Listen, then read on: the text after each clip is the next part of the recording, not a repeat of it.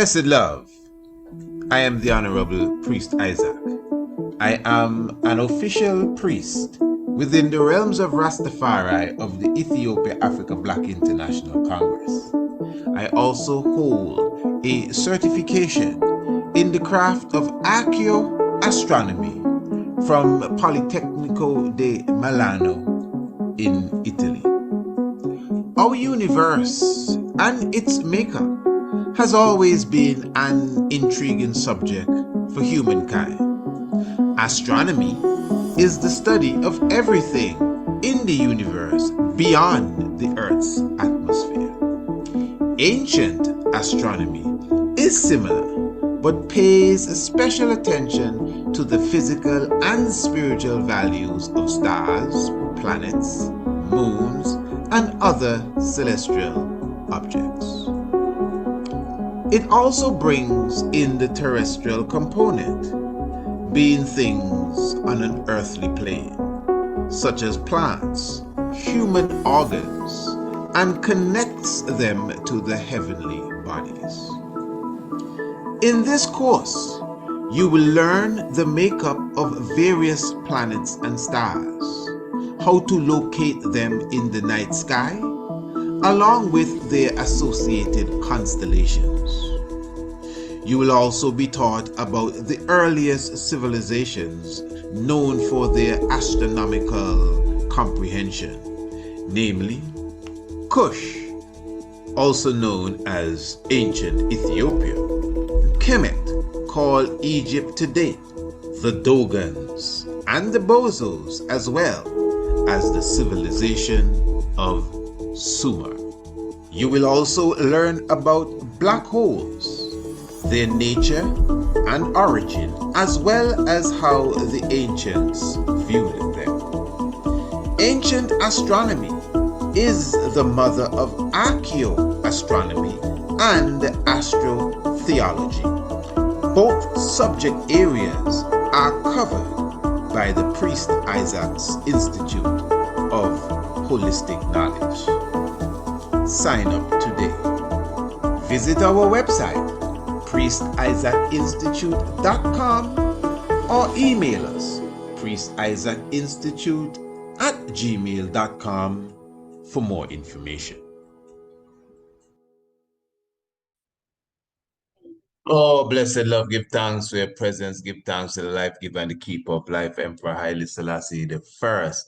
Joy and happiness to each and every one. Of course, a moment ago, what you were just looking at is really the introduction to our brand new Ancient Astronomy Certified course. So by now, family, I think everyone would know that it is this upcoming Sunday, which is the 30th day of April. By now, you should have this date on your calendar. Look at it here. Take a look. It's Sunday, the 30th day of April, 3 p.m. sharp. You need to get your Zoom link. The Zoom link is here on the poster, but if all of that is a bit too complicated for you, all you got to do is contact me. That's what I would do, and just get the link so I could press it, and for sure I would be in the house on Sunday, the 30th day of April. Remember what we'll be doing here, family. It was scheduled to be a 2-hour event. It might go a bit more than 2 hours, because for sure we have added a lecture to the whole day's festivities. I will be giving a lecture. And of course, obviously, this is an online lecture, so it has become something like a webinar. And of course, we'll be having the launch of the online course. I'm talking about the Rudiments of Astronomy. Rudiments means the basics, basically. So the Rudiments of Astronomy. So that's the main event for the day. The launch of the Ancient Astronomy Course. Family, all of you that are subscribers to the YouTube and subscribers to Radio Anu that are, constantly with us, I don't see no reason why you won't be a part of the Ancient Astronomy Course. Well, for sure, you got to be there on Sunday. This is a free event, by the way. On Sunday, there's nothing you have to pay. All you have to do is to get your link and come in and join us on the Zoom. Now, again, we will be officially launching the Ancient Astronomy course. Trust me, you're going to be delighted. in what we have to show you. Obviously, I'll be giving you, a sneak preview of what you would get when you enroll yourself into the course. But here it is. We're going to be launching the brand new short documentary film entitled Anu the Ancient City. In fact, we're going to begin with that just to give you an idea how the afternoon will go. You're not going to want to miss that.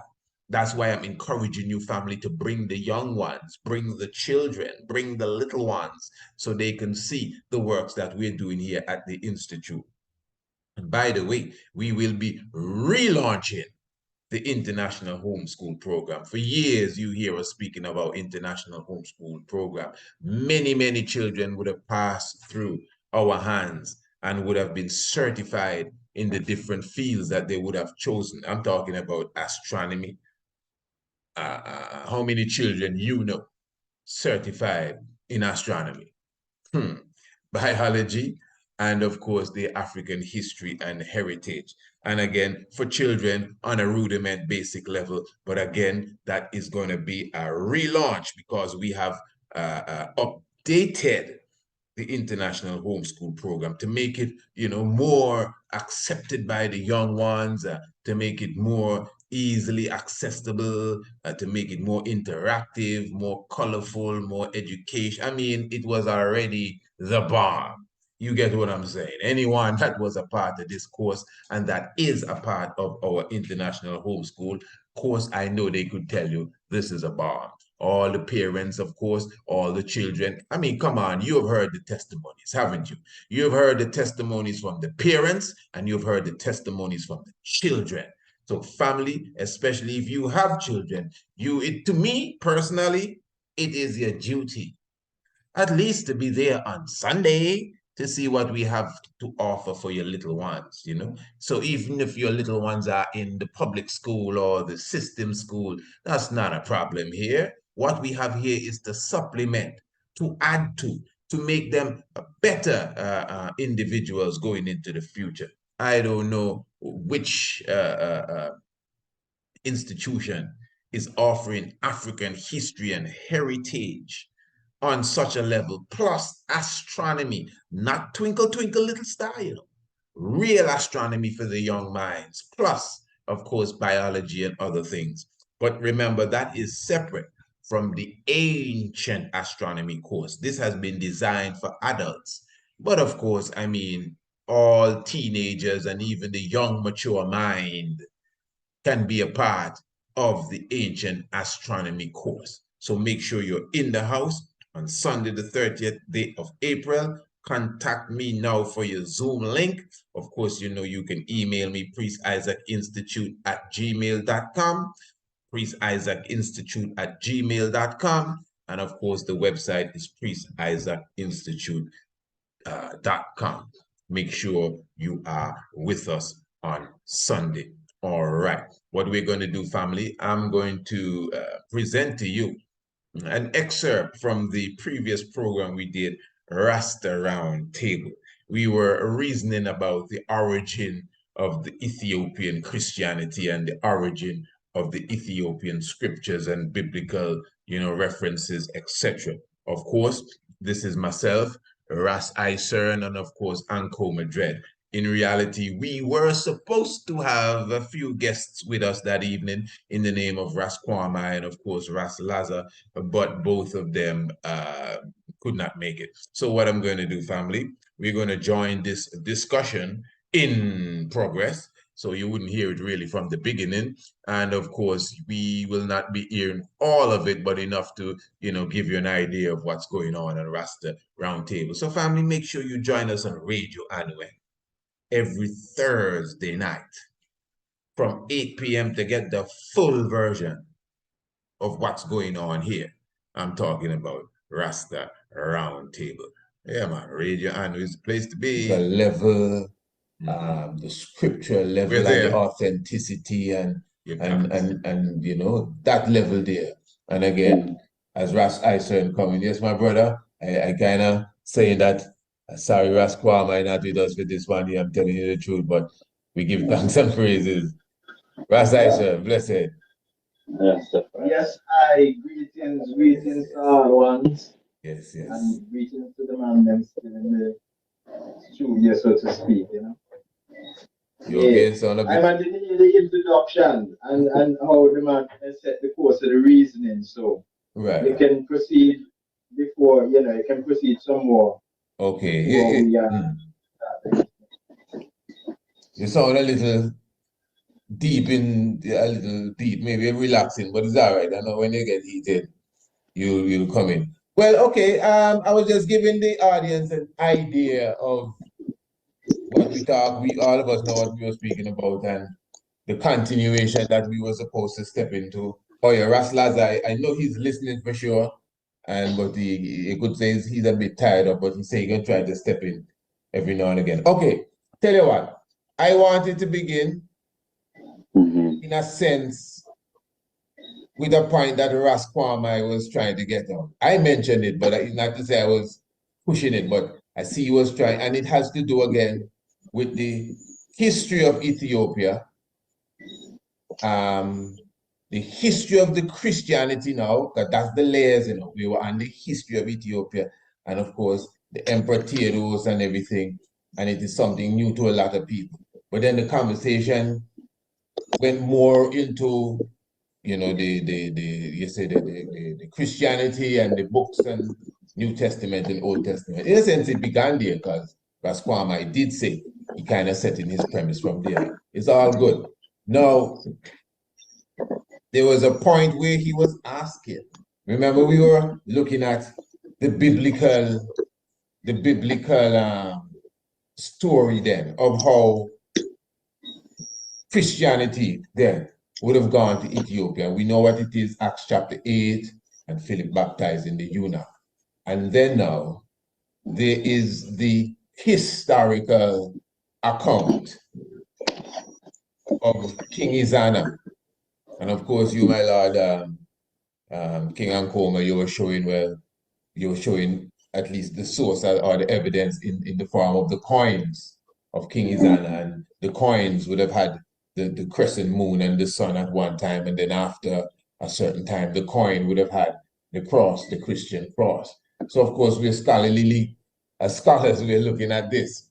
Now, so mention was made about the emperor now, because this is Rasta around him. The Emperor Haile Selassie came into the conversation, and mention was made of the emperor highlighting the biblical story of how Christianity came to Ethiopia, and not just highlighting it when he was confronted, in a sense, or when it was brought to his attention in a mode that the other person thought, well, he must be in agreement with what I'm going to say. Christianity came to Ethiopia in the 4th century AD. Okay, now when that statement was made, even King Israel was highlighting, well, you know, to the king's protocol as such, when he mentioned the Bible and Christianity and all of that. You know, he would do that because that is the custom, that is the culture. So, right. The tradition. Tradition. Now, here's where I want to begin. I'm going to read from... Great place. Yeah, no, but... Great place to begin from. Perfect. But hold on. Here we are beginning. I'm beginning from my life and Ethiopia's progress. This is the autobiography of Emperor Haile Selassie I, and even on Ankoma Dredge channel, same spelling, Ankoma, Ankomadjed. I know the brethren would have had series of programs where he's actually reading this book, which is the autobiography of Emperor Haile Selassie I. And this chapter now, chapter 27, about our arrangements for the appointment of bishops chosen from amongst the savants of Ethiopia. And hear what he says. It does not appear to us likely, this is the emperor, of course, for the audience, by the way, speaking. It does not appear to us likely that anyone doubts that Ethiopia, besides being a very large country, has lived steadfast in her Christianity from the 4th century up to the present time, some 1600 years. And then he just goes on to say, in any event, one can be easily convinced of this fact by reading Ethiopia's history. So now, I don't want to be playing with the emperor, and playing with his words. And I understand because I understand the concept of protocol and tradition. But now the reality is now we have two sides in the emperor talking two different things here. In the sense now, and as I said, and some Rasta even like to hear say that now. Say, boy, the emperor talk to the thing. Take it easy. Let's calm. Hold on. Let's not get dogmatic here. You can read and I know you can hear. In one time, the man asked the emperor about the tradition. He even said the 4th century, and the emperor said, hey, if you read your Bible. Now, the emperor didn't tell him wrong, The emperor just said, if you read your Bible, you see exactly when Christianity, and we, the scholars, go say about that Bible story is at 1st century AD, and all sorts of things come up. And now we hear the emperor showing you, well, nobody can doubt. If just history show you, nobody can doubt that Ethiopia is steadfast in her Christianity since the 4th century, and he gave you 1600 years. So yes, there is where I want to begin, and I'm going to just leave the floor open for anyone that wants to step in. I said that. Okay. Let me make an entrance right at this point, right? Because I've said this on past programs, right? That history, because of just the nature of human development in thought and so forth, in that things like the art of writing have a time when it came in. It was expressed in, one might say primitive ways in the earlier time, and then you get more sophisticated, things like that. And those areas are not areas that you can speak at as a matter of factly. You understand?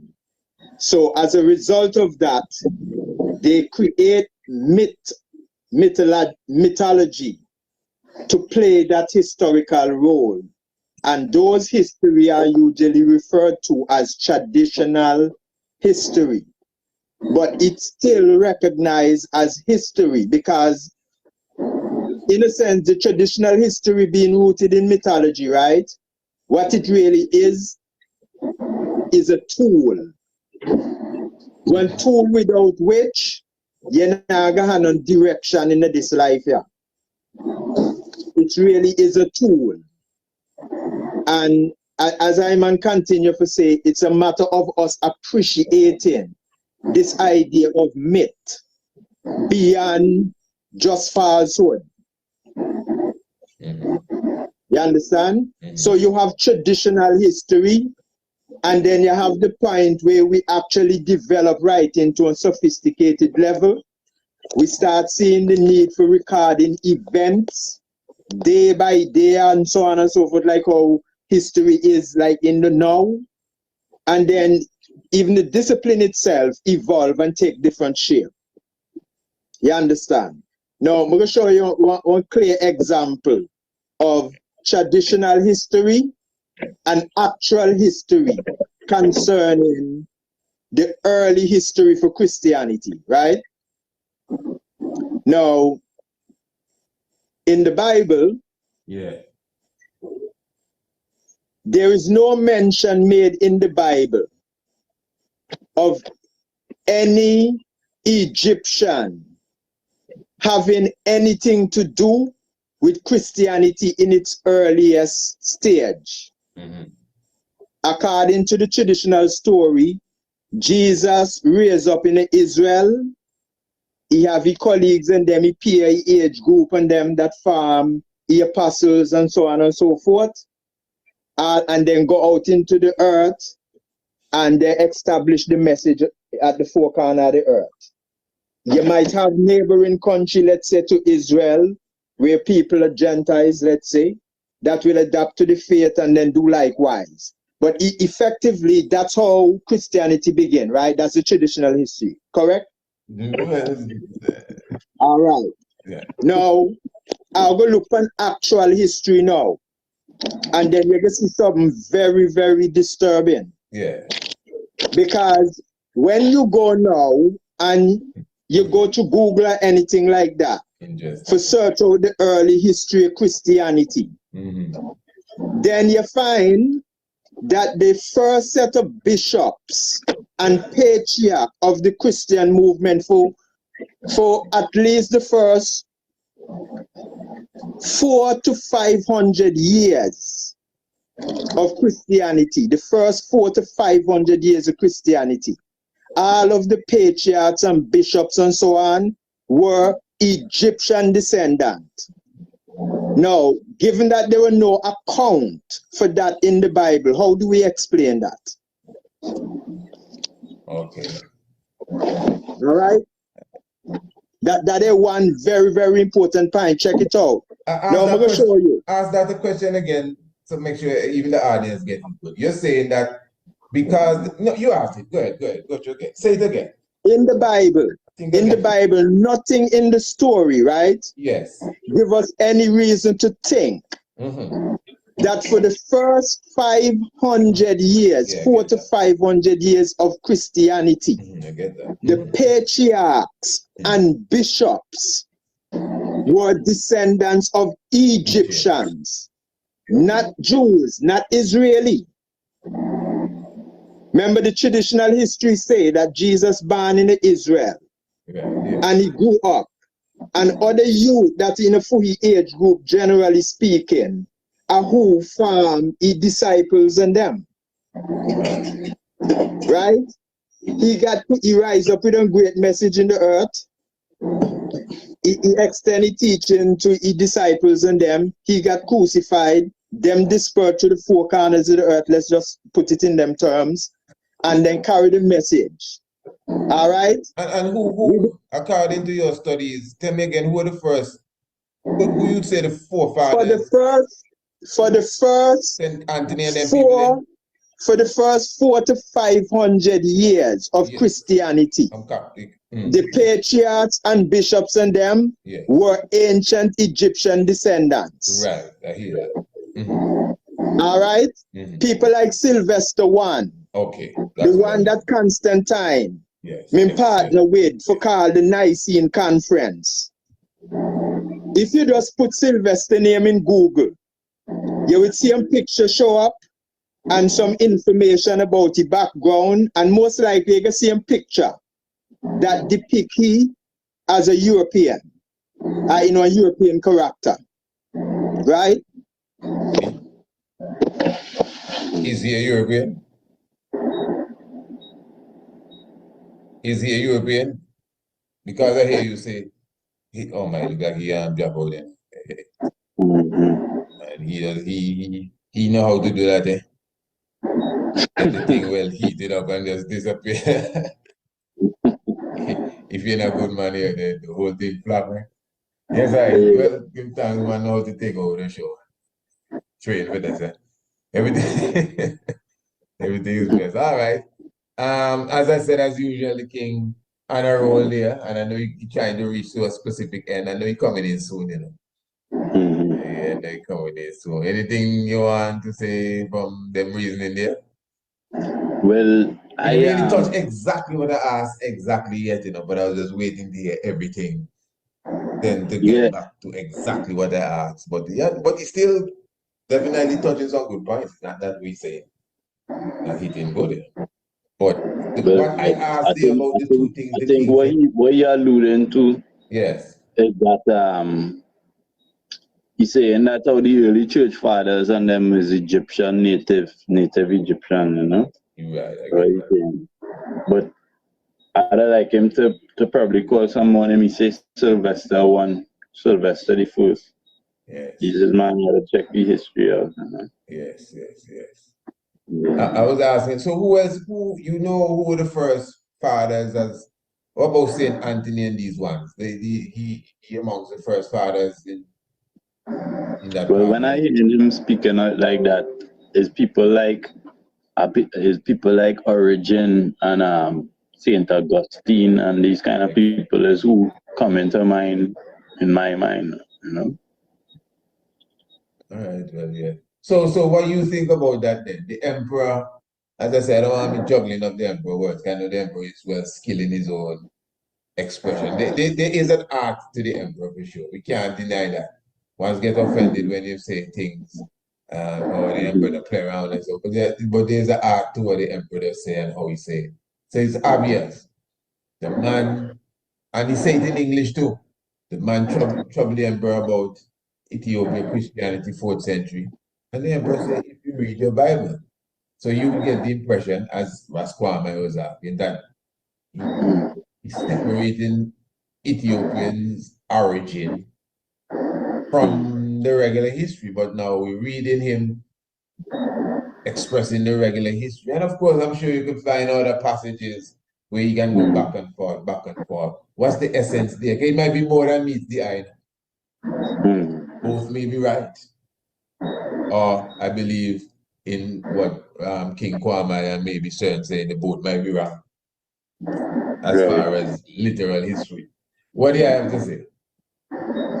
Well, that I believe if you was following the reasoning what I was thinking from last time, it come like I was saying. I go give you the mic right now because it's just because of what you said. Last time you were talking about the different borders and where Ethiopia would have been at the time. And do you know they have evidence of early Christianity in Sudan, you know, in Nubia, differently than the Coptic. But anyway, you got you now. Pardon me to come in here. Got you. And well, from what I see in the Bible when they say Ethiopia and the passage in Acts, right? And then His Majesty talk about it, like saying that's an early instance of Christianity in Ethiopia. If you want to get technical, you could say that it have a case for it to be historical because we're saying that Ethiopia in the biblical time is inside of Sudan, them type of zone in Nubia or whatnot, right? And Candace, what they're referring to, Queen Candace, is really the Kandake of Meru. You know what I mean? And is one it have a series of them. It have female ruler title named Kandake in Sudan, Nubia and things. So that reference there could even be, it could be like literal to a certain aspect then, you know. And then when the Christianity was to convert to, now remember now, when Izana convert around 350, last program I was calling certain dates and I was a little rusty with my dates. It's really 350 they say that Izana was converted, right? That's like 25 years after they say Meru fall. Right? And then yes, he was correct last time too. It's really 451 with the Chalcedon, the Council of Chalcedon. Yeah. But I say now that yes, the Christianity, it might even have members and certain people practicing Christianity, but it's really at that date where it become the state religion, if you understand. So like it would, just like how we in a nation now, and it have people might be Christians, it might have Muslims, it might have Hindus, whatever it is. Yeah, it have different groups of people practicing different faiths and things, but before it become the state religion at that time, you know. See Ras Isahen there again with I and I. Yes, my lord. Yeah, I would agree with that. And Como, the last statement there. Yeah. You're on a roll. So that means so no, you see now? That means now that's a good theory. But that's actually what happened there, what he just said there. No, it's the final part of what he said I'm referring to because I didn't hear the point developing from the beginning. Okay, all right. Fair enough. Anyway, I wouldn't even go into yeah, that's the final point. But you were saying, as I was saying, right? the idea of a Christianity, you have to really think this through in a critical way. Because the idea of a Christianity in the face of they having the Council of Nicaea, you have to understand what these council meetings really are, you know. You know what I mean? You have to really understand where them things they be. These council meetings where they were theologically constructing the concept of their God, so to speak. That's what they were doing in there. This is why they were having query about whether you have human nature or not. And that important point, because if in 321, 25. But we don't do that too? Do what? As Rasta. Sorry to cut you there, but just a quick discussion. No, is it right? They said in 2003, I think I was in Jamaica at that conference, but a lot of ones has always pinpoint that was the day that I think his Muta Baruka gave a speech, and somehow Rasta started to give more reverence to Empress Menen. So I know for sure, because I know when we come into this, too much Empress Menen talking as such. Yeah, like, Bobo bring them vibration in the mainstream. Man. Well, I give thanks to. So that's what I was asking, if we just do that too. Like when we gotta fix it up and say, hey man, that could be an example of it. Because most man now will say, yeah man, Haile Selassie and Empress Menen, they make sure they add it in. Anyway, I don't want to cut the stream, just a little excitement in the conversation. Got you. Yeah, but I mean, in principle, I would say. Yeah, true. Yeah, in principle, I would say that. You know what I mean? But yeah, these council meetings were where they were really creating a doctrine. True. For there to have been any Christianity before 325 and Bible and so forth, you have to understand what the Bible represents.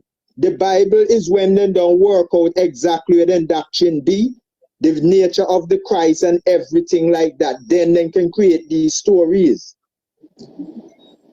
Before that, they could not have any Bible.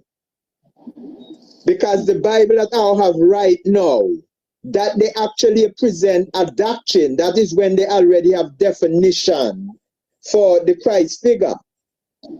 So if in 325, they might have discussion about whether he have human nature or not. You understand? It is clear that they don't have a Bible and so yet, because once the Bible in day, that discussion could not be, because they just simply consult the Bible. The Bible don't have the whole thing, This is why that's where they teach from. Well, I would say that it come like they were trying to refine the theology properly, because as far as I understand, Christianity start off as a Judaic messianic sect. You understand? So the Christian okay, go ahead. The Christian theology really start off as Jewish eschatology, Jewish end times prophecies about the Messiah and certain things was to happen. That is why now you'll find that the Jews never accepted Christ as the fulfillment of the Jewish messianic prophecies. That is why they didn't follow like the Christians, if you understand, because it come like certain things what they want, what the Christ supposed to, or the Messiah supposed to fulfill to the Jews. They have literal interpretation of like the 1,000-year reign and all of them kind of things, you know what I'm saying? So it's after Christ, Jesus, the character Jesus. If we follow in the narrative of the Bible, is after the man get crucified, is when his followers now start to go into the Jewish scriptures and identify certain passages and certain things like that to kind of bolster, kind of shore up the theology of the new religion then. you know? Yeah, well, that's exactly what me talk about the book there with Rushelin. That was the process. And the only reason why the traditional history is presented as Judaism coming before Christianity is because Judaism already had literature before Christianity had any. They already have a whole set of sacred writing before Christianity have any. May I explain? Remember, I'm explaining. Before you can write stories, the Bible really presents what the doctrine is, what the nature of the Christ is, the definition of all things, everything in the Bible, right? And for you to reach such a position, all these council meeting and back and forth that they go through to come to a decision before them theological works would happen. You understand? So Christianity really did not have any sacred literature. This was the reason why the Pope commissioned Desiderius Erasmus to write the manuscript on them. You seeing? So you have to, as I say, you know, this is something that you really have to think through and not necessarily just read the information and try to rationalize the information in terms of not how it could be possible literally and so forth. But as a historian, there are some deeper things going on. You know, go ahead. Sorry. No, how about the Septuagint then? How that fit in then? If we say, isn't it like, okay, the Bible by another name or part of the Bible, or what would have become the Bible by your next name, the Septuagint? I personally do not think the Septuagint is what we call Bible. I believe the Septuagint was a compilation of sacred writing. Right, but all sacred writing were considered biblical. Okay, you did say that last time with you.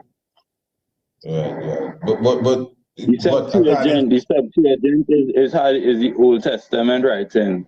Huh? Well, that's what I was just gonna say. That's what contemporary history says. If it's not the Old Testament writing, it is what would have become. It morphed into it then. Let's put it that way. Yeah, but it would not have no New Testament writing inside it. Right. I don't think no. Yeah. Is the Torah really, you know, the Torah translated into the Greek? It's like the Greek Torah, supposedly. That part they under speculation because they do have original in no Hebrew or something like that now. So the actual original, the Septuagint, it writes in Greek originally. Yeah. And when they check the writers and thing, they say that it's like some native Egyptian speakers that could write in Greek now, who write down the Septuagint. So yeah, because they're correct. Because you see, after Alexander the Great conquered Egypt, then they imposed the Greek language throughout the empire that they control. Right, family, give thanks. You know, wonderful reasoning, wonderful discussion there. And let me just remind you for sure of what's coming up on the 30th day of April. I'm just encouraging each and everyone to make sure you contact me. Make sure you get your Zoom link for the event. Again, the 30th of April, that is Sunday, 3 p.m. sharp. Remember, we're going to have a wonderful sit down. You know, we're going to be launching officially, relaunching the International Homeschool Program. We will be premiering the international premiere of the short documentary film, Anu the Ancient City, and of course, the main event. We will be giving a lecture, The Rudiments of Ancient Astronomy. So for those of you who really are serious about your ancient astronomy, I know a lot of us have not come up to speed with ancient astronomy yet. We're still dabbling somewhere with astrology. Because when you speak about ancient astronomy, people, you know, still interested in their signs and the day that they were born and many different things. And of course, all of that is great. In fact, we cover that in detail in ancient astronomy, but on an ancient astronomical level, not an astrological level. You follow me? So anyway, the point is you got to be there. I'm talking about on Sunday, the 30th day, yes, of April. As I said, 3 p.m. sharp. And how do you get there? You got to get your Zoom link. Now, you don't have to necessarily contact me. As you can see right here on the poster, the Zoom link is right there. But if you don't want to go through all of that stuff, all you got to do is just contact me. That's what I would have done. And definitely, I would send you the link for sure. And you can be there live and direct with us. Hey, it's going to be a beautiful day. I'm encouraging you, make it a day. Don't just say, oh, I just remember. Make it a day. Cook your food, get your snacks, get your herbs, bring the youths, bring the big leather cushy couch, put everything on the big screen television. It's going to be a wonderful, turn your whole living room into a movie studio, a lecture hall. That's how grand the day is going to be. The 30th day of April, Sunday it is, 3 p.m. sharp, Eastern Caribbean time we're talking about. Looking forward to see you there. All you got to do is definitely contact us and get more information. And get your link, definitely.